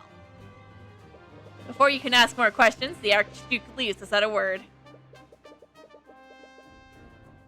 He has a really bad habit of just walking away from conversations. But I guess we should consider ourselves lucky. Even if it's unorthodox, this situation will let us approach this like any other trial.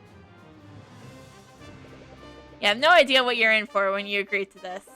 And what proceeded next would be unlike any trial you've ever been in. But even so, you prepared yourself as you prefer serve yourself as you always done in the name of justice.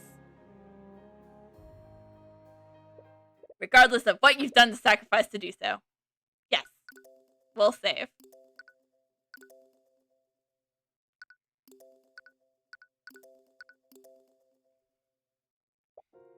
Tyrion? You definitely lost. You follow Lord Sealwyn's direction to the letter, but it appears you found yourself in the ruins of an old city rather than in an estate of the Archduke's. I don't understand. This should be the place. The map even has that giant tree north of here. This can't be the city of Lanander in the Varric dimension. Doesn't look like anyone lived here in centuries. But Lord Sealwyn's directions were pretty straightforward. So why are we... Wait a minute. Did he give us the wrong location on purpose? Please, what kind of dishonorable certain do you take me for? Lord Sealwind, what are you two standing around here for? The trial will be starting shortly. He's not alone either. He's flanked by decisions of the Kingsguard and Arya. But it's difficult to tell if they're escorting her or to keeping watch over her. You can see one of the knights channeling a spell over Arya. It must be an anti-magic field. Even now, she must still be worried about someone taking control of her mind. Wait. This is where we'll be hosting the trial? Yes, the Archduke has always been sentimental about this place.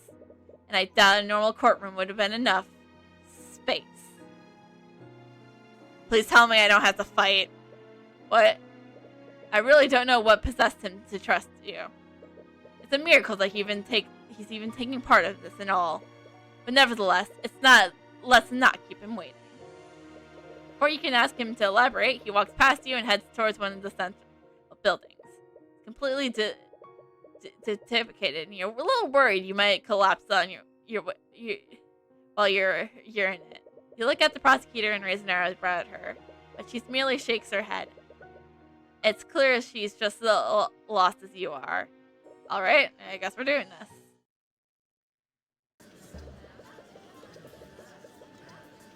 The ruins are filled with everyone who was at the Grand Cathedral that day, and they all seem to be just out of the loop as you are. The only person who seems unfazed by this entire situation is Lord Steelwind. He's taken his position at the opposite end of the room. It seems like he's truly plans to prosecuting his daughter. Thank you all for coming here today.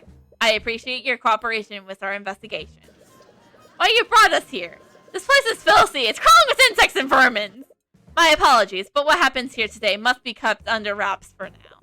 I had to choose a location that was away from modern civilization. But nonetheless, I welcome you all to my home. Wait! You live here?! I do. Your Grace, I know you wouldn't bring us here unless you were completely certain. But I want to ask you one last time. Is this truly what you wish to do? There will be no going back after this. What? I made many mistakes in my lifetime. I gave Isengard the means to protect themselves, but all it did was wrap themselves into something more monstrous.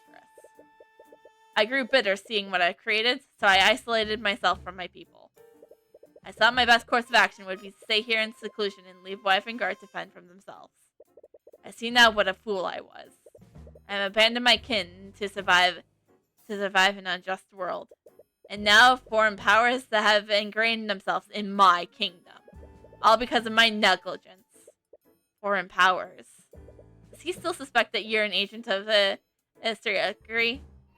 Well, no more. It's time that people of Isengard and their enemies remember who watches over them. As he raises his hand, magic begins to swirl around him. What's going on? The entire room is finally shaking. Whatever he's casting, it's unlike any magic you've seen before. A bright light envelops him, but you can faintly see him changing forms. Is he an actual dragon? It's expanding. And from it... Wait, is that... He a dragon! What? It's a dragon! As the Archduke assumes his true form, the gallery breaks into hysteria. Some of them kneeling in reverence to the ancient dragon, some of them covered in absolute terror. You even see some of them attempt to flee before they are stopped by the Knights of the Kingsguard. Enough! This may not be a court, but I will have order! You're an ancient dragon? No, you're the last ancient dragon! That is correct, Heavensborn. I am the Lord of all lords. You stand before Rantlin, the Scale Lord. Yo!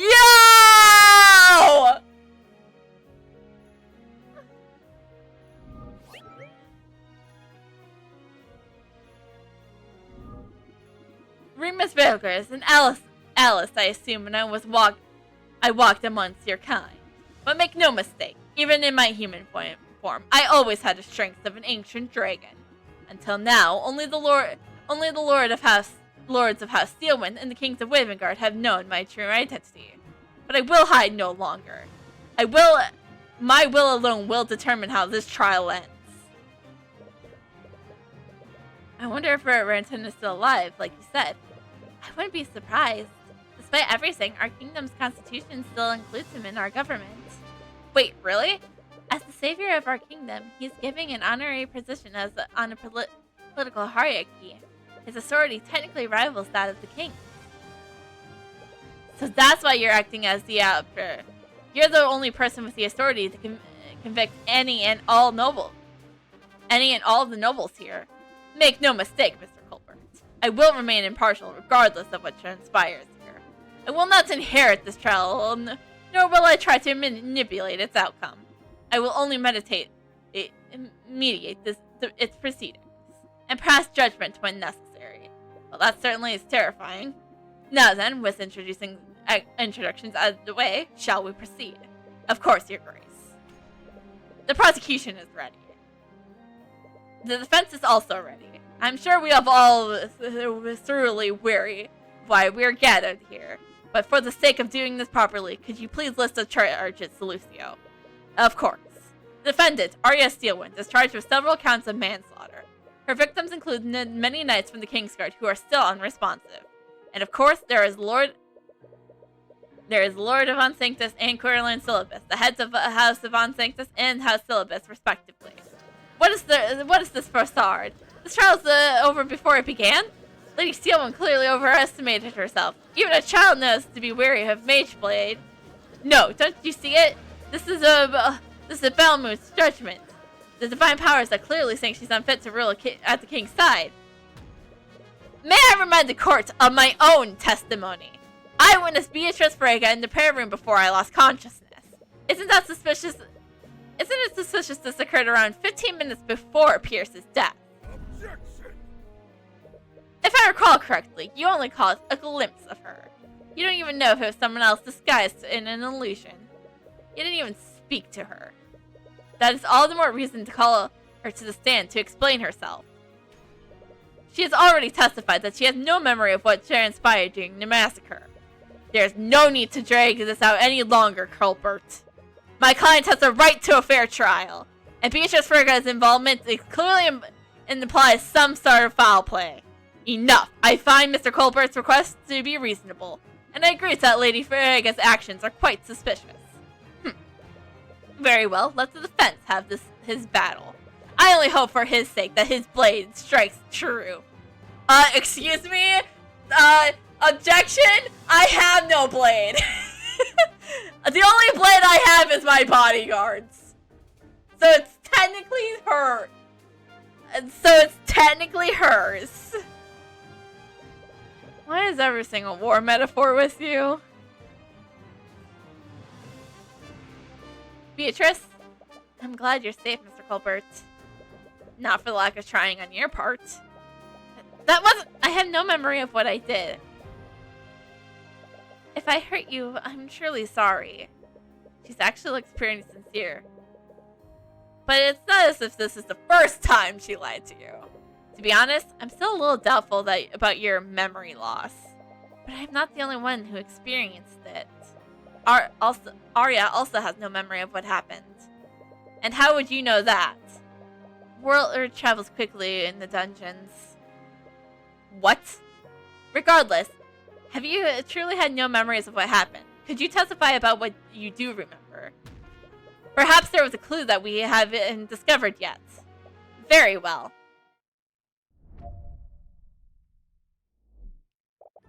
I was with my sisters and guide, Eris Elamaster. I was speaking with them in the garden when I suddenly fell ill and lost consciousness. When I woke up, my sisters found me. They said that I had gone missing for over an hour. I was confused, but when I later heard what happened, I realized that someone must have taken control of my body. I have no memories of what happened. And from what I understand, the same thing happened to Arya.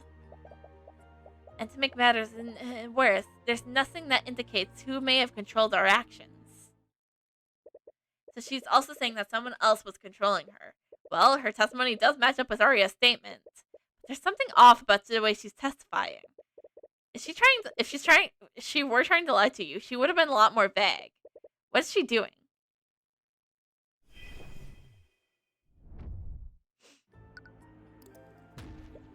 She's been missing since the massacre had happened.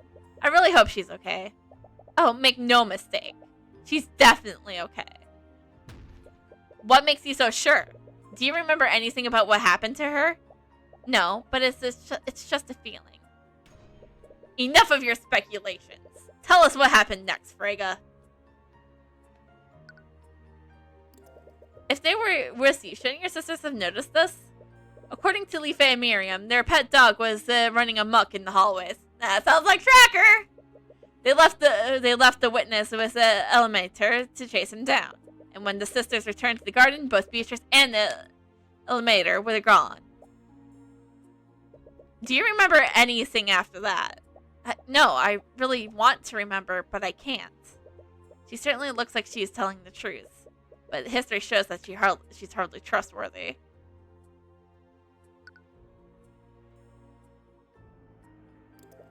And you have no memories of what happened? No, not at all. I can only imagine what I was forced to do when I was unconscious. Forced? What do you mean by that? So you're also saying that someone else controlled your body? Yes.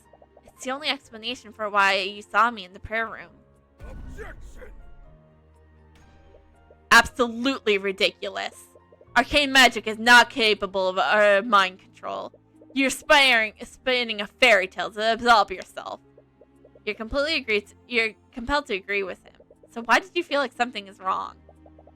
Think what you will, but please believe me when I say. You're saying it does match up what was happened to my client.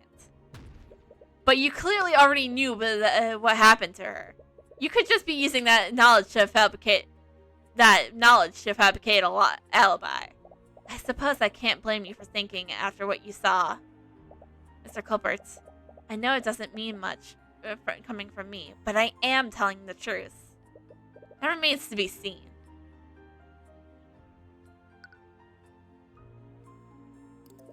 Why would you even bring that up?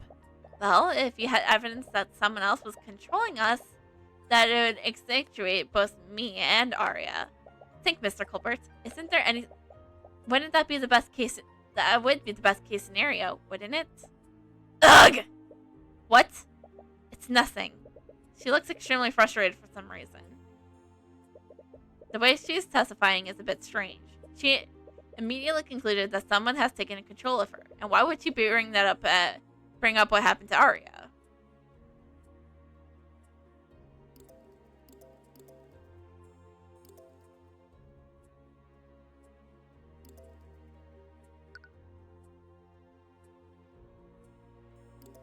Ah!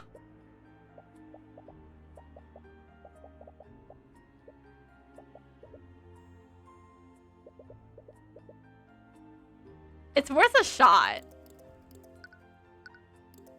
to bring up this immediately. And we do bring it up immediately. Why would you say something like that? You find the contradiction. You found the contradiction. But it was almost like she gave it to you. Beatrice, you said there's no indication of who orchestrated this. But there is one piece of evidence that does that a bit loosely. And what would that be? This symbol. You pull out the parchment with the purple mark on it and show it to her. Miriam, what are you doing? What's wrong? He's using his powers to suppress our connection. Magic? I can't actually see what you're trying to show me. Madam, can you stop being petty and just let her see it? I don't take orders from you, heavens born. I wonder, Mr. Cuthbert, what is on that parchment? You see, Beatrice, Arya has been investigating a string of murders throughout Avangard. These murders appear to be unrelated, but despite how gruesome they are. But they all share one thing in common. This symbol was found at each and every crime scene. Objection! Don't tell me my daughter roped you into her little conspiracy theory. Your mind-control defense will be laughable if it weren't downright insulting. Lord Seowyn, during the gaps in Arya's memories, someone placed this mark in her pocket.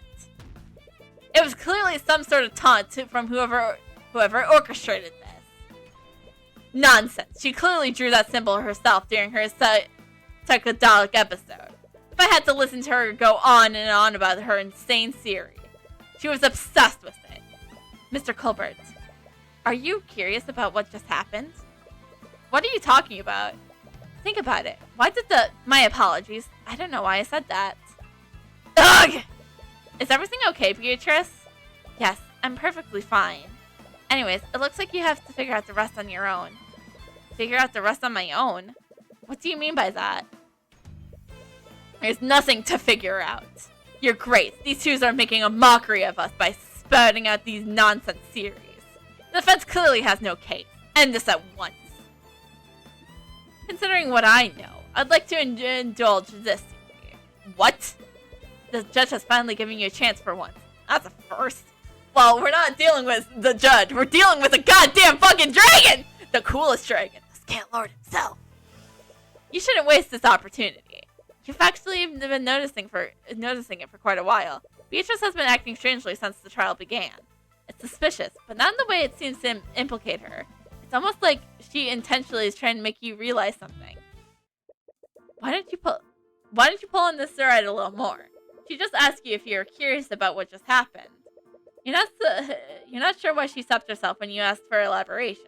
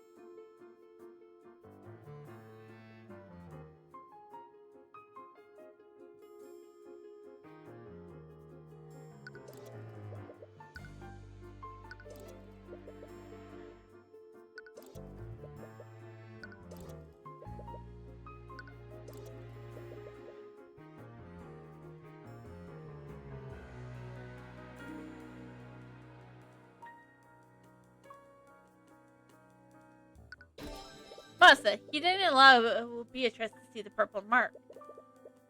He'd only do that if Beatrice would recognize it normally. Why would Martha interfere?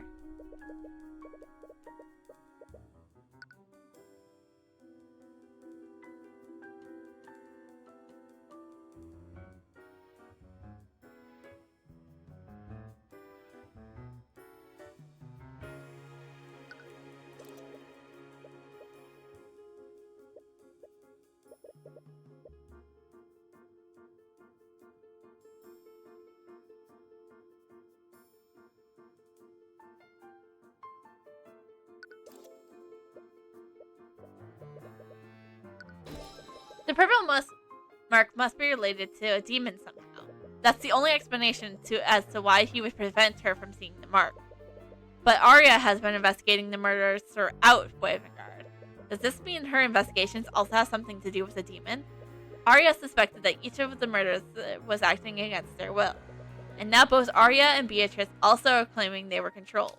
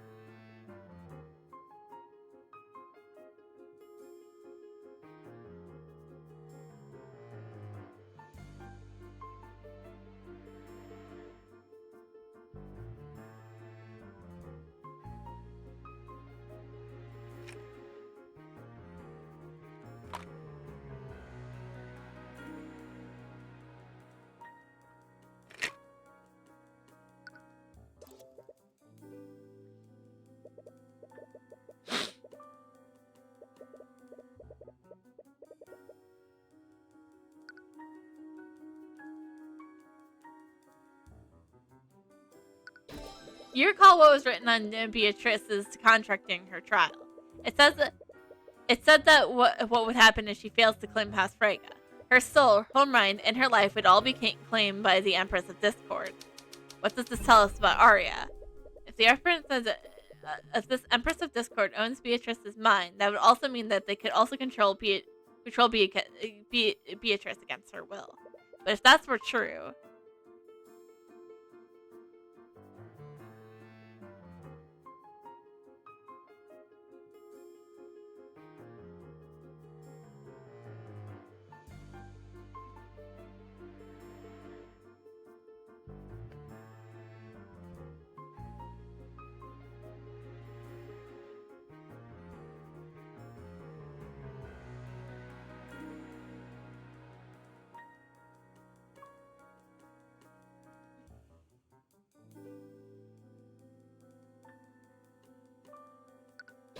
no, that can't be right, can it?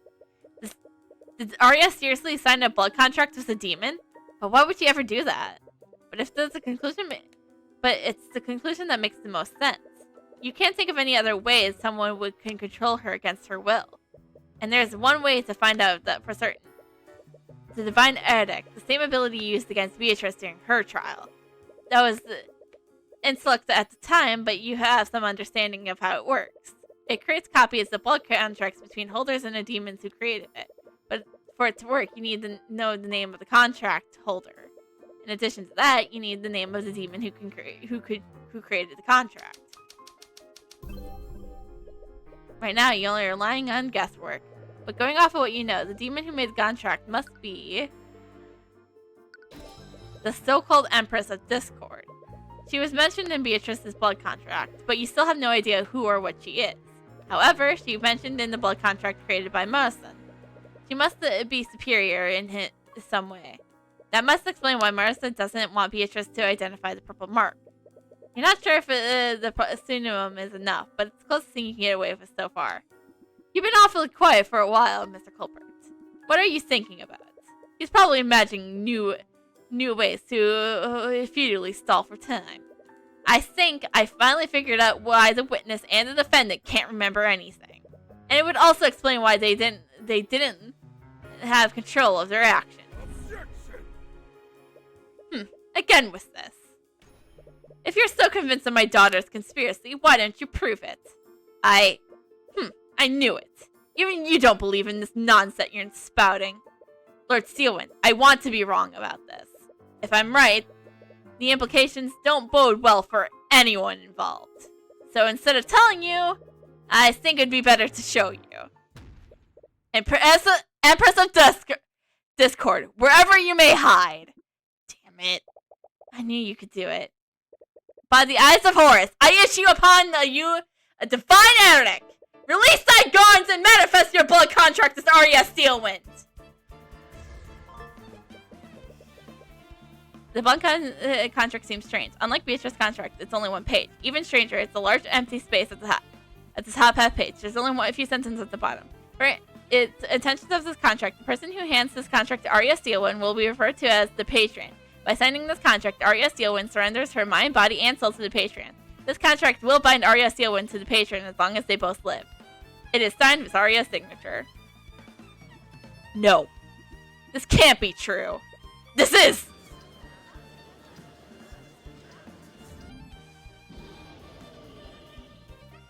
Enough! Stop patching amongst yourselves. Objection. No! It's a sham! This wrench clearly created a conviction fabrication. It's a genuine, Lucio. It's impossible to falsify something like this. You can't deny the truth anymore, Lord Steelwind. There is a way to control someone else's actions. Arya Steelwind wasn't affected by Mageblade. She was controlled against her will. With this evidence, there is no doubt that Arya did sign a blood contract, but it still doesn't make sense. I agree. Even if Arya was the type of person to sign a blood contract with a demon, there isn't a single part of this contract that benefits her.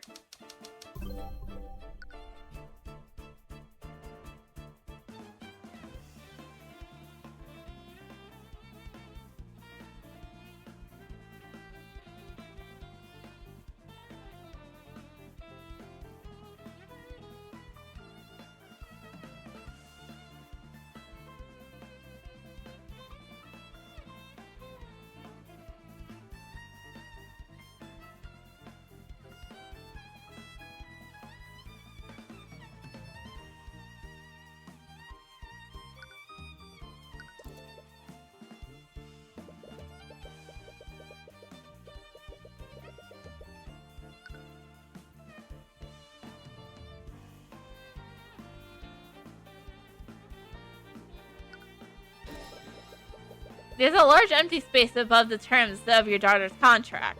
When I issue a divine edict, it creates a copy of the blood contract that I call for.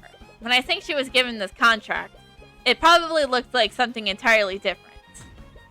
Something else was written in this empty space to make it look like a normal legal document, which means that my client was not in control of her actions that day.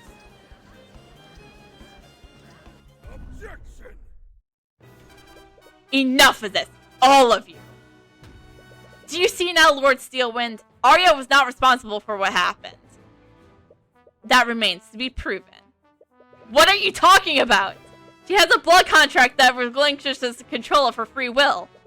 Not having control or not being responsible are two very different things, Cuthbert. What? I'll admit, the defendant may not have control of her actions when she murdered the victims. However, she did have full control of herself when she signed this contract. Are you serious? No one in their right mind would willingly sign a contract like this. And what of Beatrice Frege? Was she in her right mind when she made a contract with the demon Morrison? If we can't hold the defendant responsible, surely we should also acquit Lady Frege for the murder of her father. That's hardly the same thing! I, for one, fail to see the difference. A fool made a deal with a demon, and as a result, several esteemed members of the nobility were killed. She's your daughter, Lucio. And how does that change anything? Damn it, he seriously doesn't care if he convicts Arya. Honestly, this only places more responsibility on her for what happened. I could also accept that she was reckless and accidentally induced the Mageblade. But to sign a contract with a demon, that only further expresses the need to put her down. She was clearly tricked, Lucio. Is that so? As a fellow attorney, would you really sign a contract without carefully inspecting it? Whether it was through foolishness, negligence, or both, the defendant willingly signed a blood contract. She compromised herself, and as a result, 3 nobles died, as the responsibility fell squarely on her. Wait, even if she willingly signed that contract, that's not entirely true, is it? Who else was responsible for Arya's actions? Lucio, there's clearly someone else to blame for Arya's actions that day. Oh, and who would that be? I'd like to reread my client's blood contract to the court. By signing this contract, Arya Steelwind surrenders her mind, body, and soul to the Patreon. That can only mean one thing.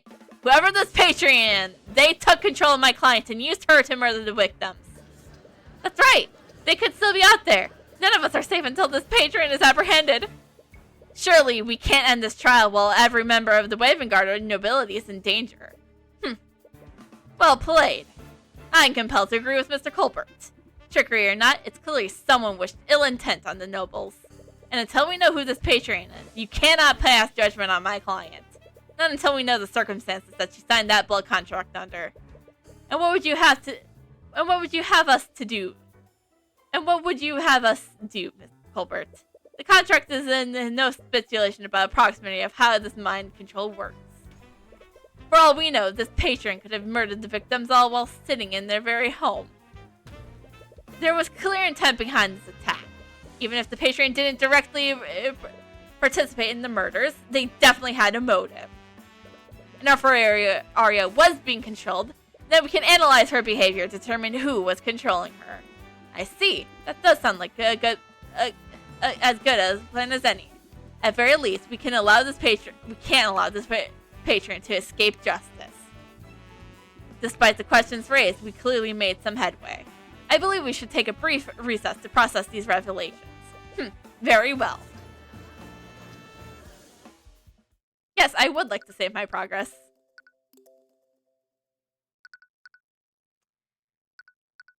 And I think this sounds like a good time to end.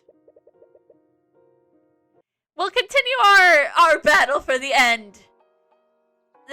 Thursday.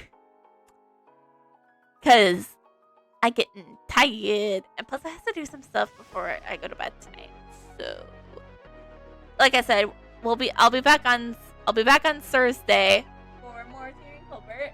Don't think it will be the end, but it will be close to we'll be getting close to the end. As per you. Getting closer every time. So we'll just have to keep an eye on it. Won't we? Let's do I can read. Oh god. I have to sneeze.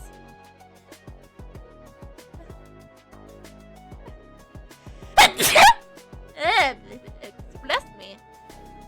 Unfortunately. I'm not really